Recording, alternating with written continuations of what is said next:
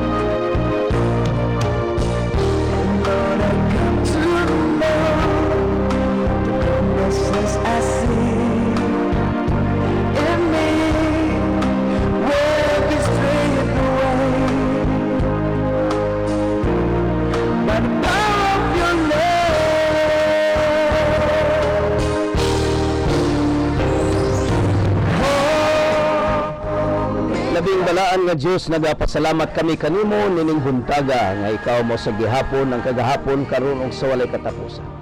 Nagampo ako nga ang panalangin mag-abot karon sa tanan nga nagapaminaw dinhi ning maong programa, Worship on Air, program sa Throne of Grace Global Fellowship.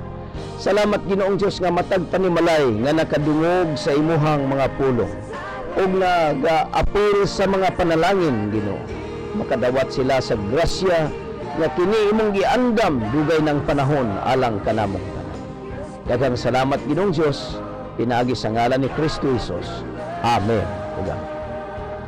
Praise God. Good morning sa atong mga kaigsuonan nga nagapaminaw kanunay sa ato ang tulumanon Worship on Air, program kini sa Throne of Grace Global Fellowship, nahimutang sa May Gonzales Jimeno Building 4 Tubod Highway, Iligan City. Kung ikaw na sa Iligan igsuon, ako kang imbitahon sa panagtigom karong adlaw alas 9 magsugod diha sa Throne of Grace Global Fellowship.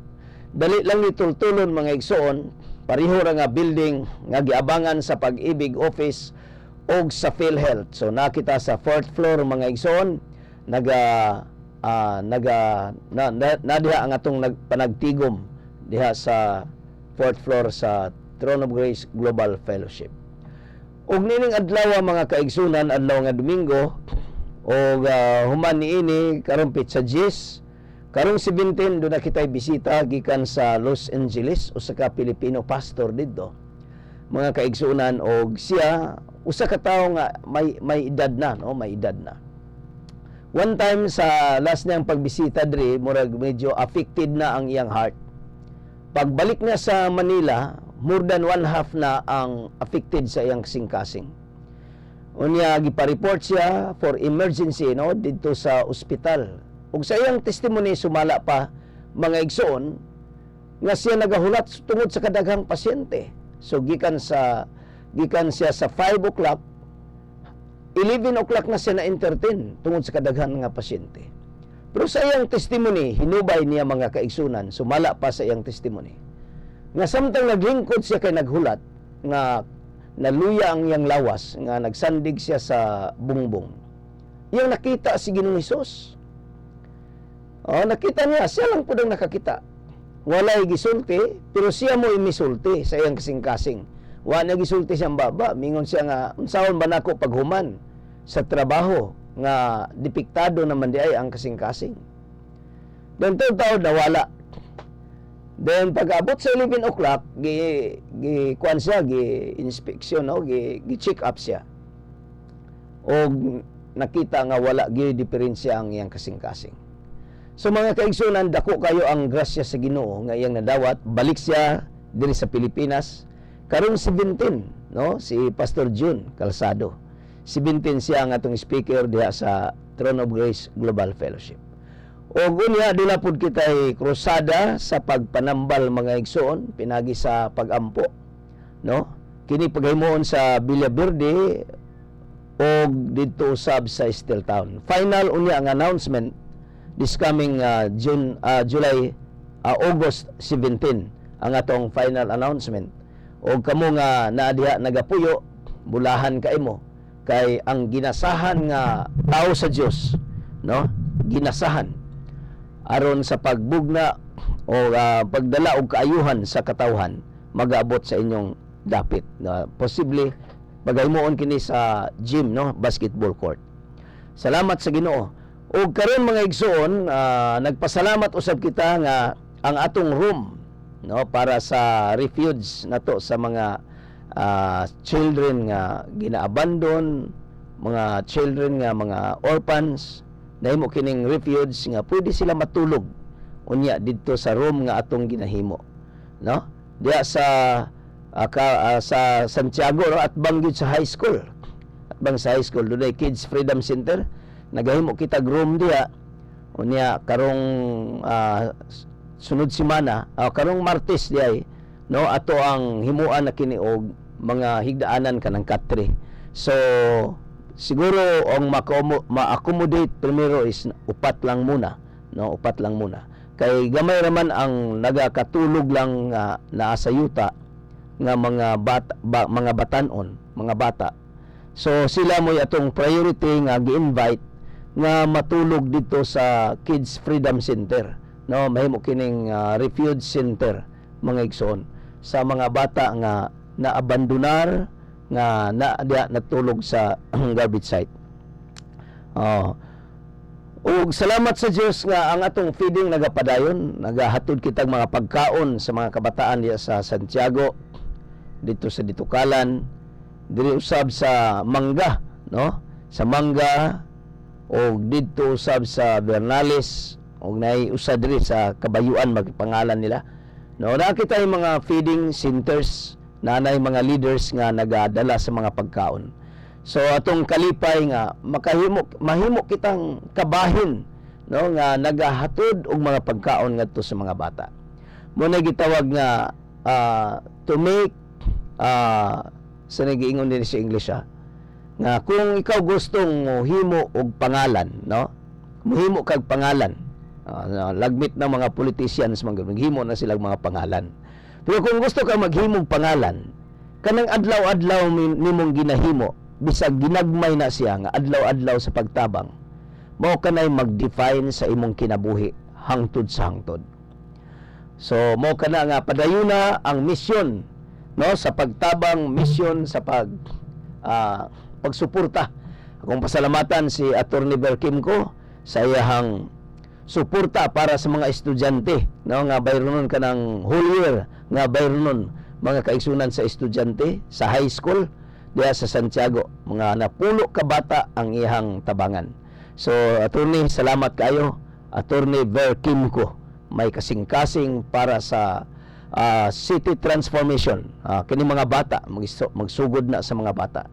O salamat sa Dios sa imuhang tabang financial aron ang mga bata mabayaran ang ilang whole year nga bayronon sa eskwelahan, o kana mga kaigsunan dako kay nagkatabang sa mga bata. So thank you kayo, Attorney Berkimko, sa imong tabang.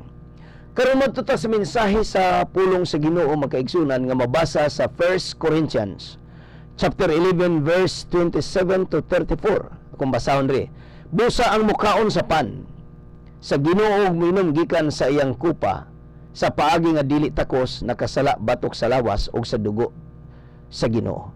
Now kining gitawag kinig Holy Communion, no, mo atong gisgutan kanang nasa simbahan nga distribute nga pan ug kupa.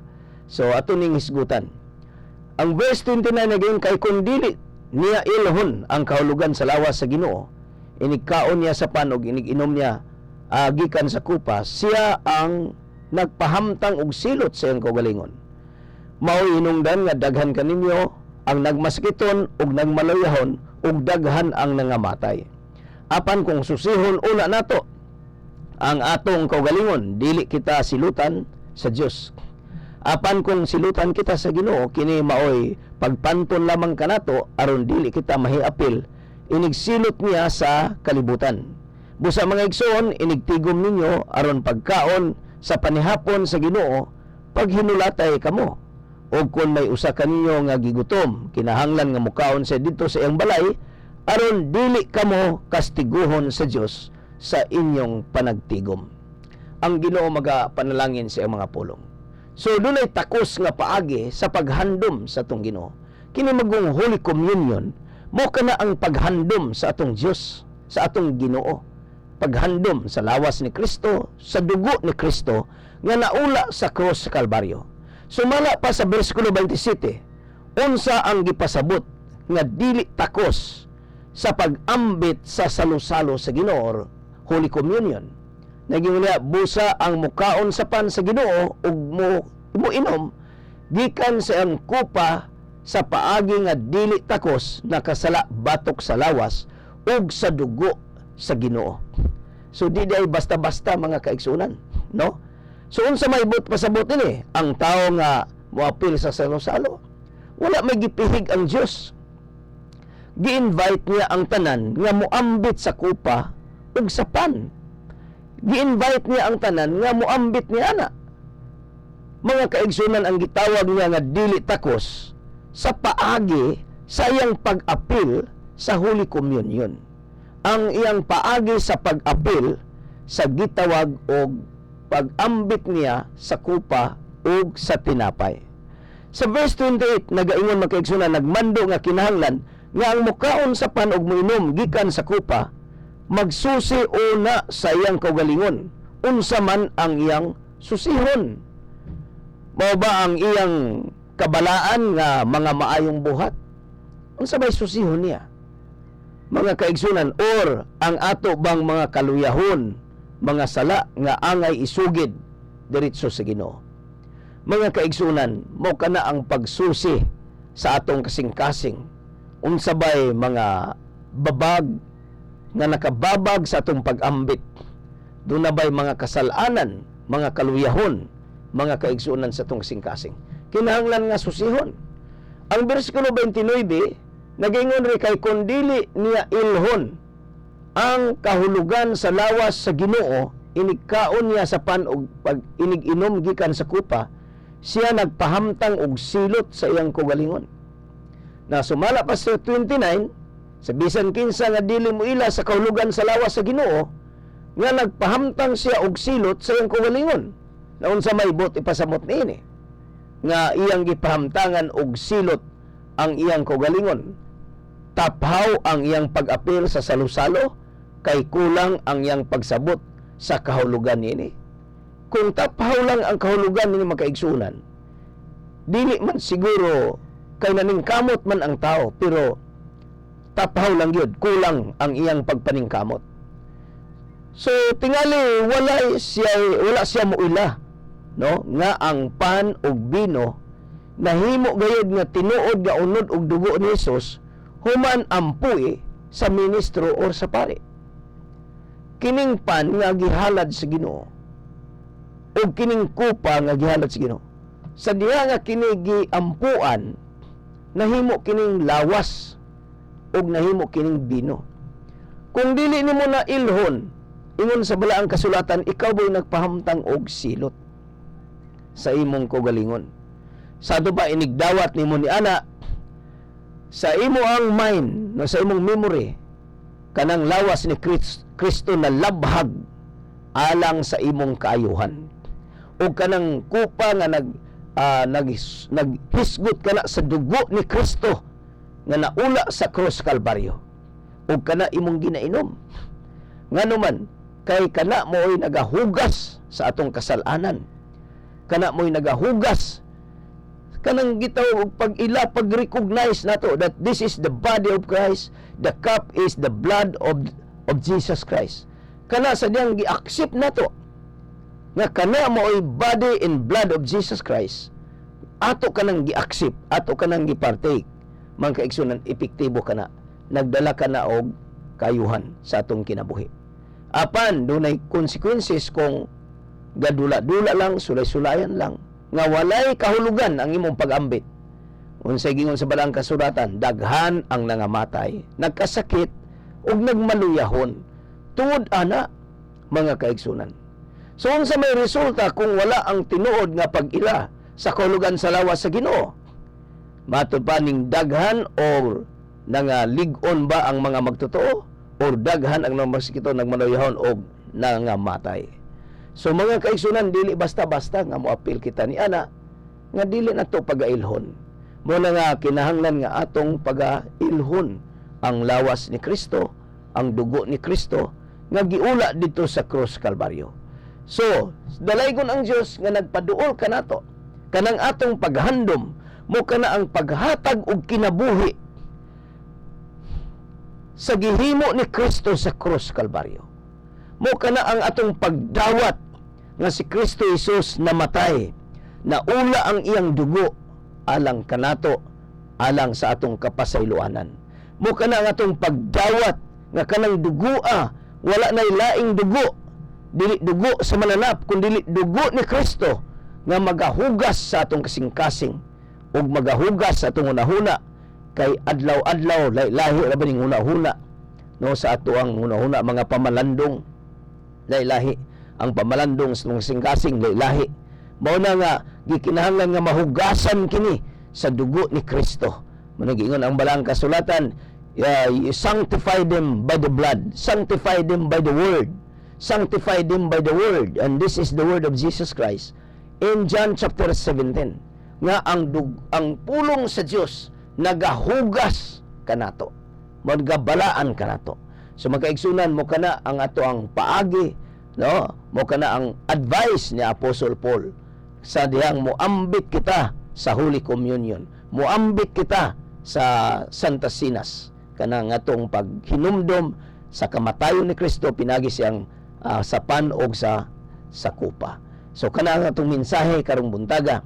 Tingali nining buntaga, daghan kay ka og isumbong adto sa Ginoo. Igsoon og higala. Praise God. Ang Ginoo namati kanimo, dili layo kanimo. Tingali may mga panahon nga ang imong singkasing naanod ngadto sa pagkalimot og pagduha-duha. Nining buntaga inviteon kanako, dumuol ka kang Ginoong Kristo. Abrihi ang imong singkasing. Ako nagatuo nga ang Dios mahigugmaon nga maminaw kanimo. Miabot naman ang takna sa mga pagampo, imo lamang buhaton guniti ang radyo. Kung ikaw layo sa radyo, imong tuong kamot itapion sa imong dughan kay magampo kita. Labing gamhanan og mahigugmaon nga Dios. Daghang salamat ning among mga kaigsuonan nga karon miduyog sa pagampo ug pagtuo nga ikaw mao sa gihapon ang kagahapon karon ug sa walay katapusan. Hikapa karon ang ilang mga lawas. Upasaylua kami sa among mga kaluyahon, mga kalapasan, sa among mga kasalanan. Hugasi Ginoo ang among kasing-kasing, putli ang among mga una-una. Kami nagaduol kanimo kay kami ang imo mga karniro sa imo mga lunhaw nga mga sibsibanan.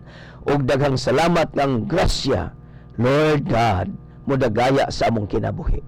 Salamat nga ang kayuhan og milagro karon moabot sa among kinabuhi. Daghang salamat among dawaton kining tanan sa pangalan ni Kristo Jesus. Amen ug amen. Praise God. Higalag igsuon ning buntaga ako nagtuo nga ang Dios way pagkausab nagaayo kanimo. Sulti ako ni si Malahuna giunsa ka pag-ayo sa Dios. Isulat kining akong cellphone number 0919-819-7708. Daghang salamat sa inyong pagpaminaw. Kini si Pastor Rudy Isik, ang senior pastor sa Throne of Grace Global Fellowship Magaingon. God bless you sa inyong panimbahon ning adlaw. Bye-bye.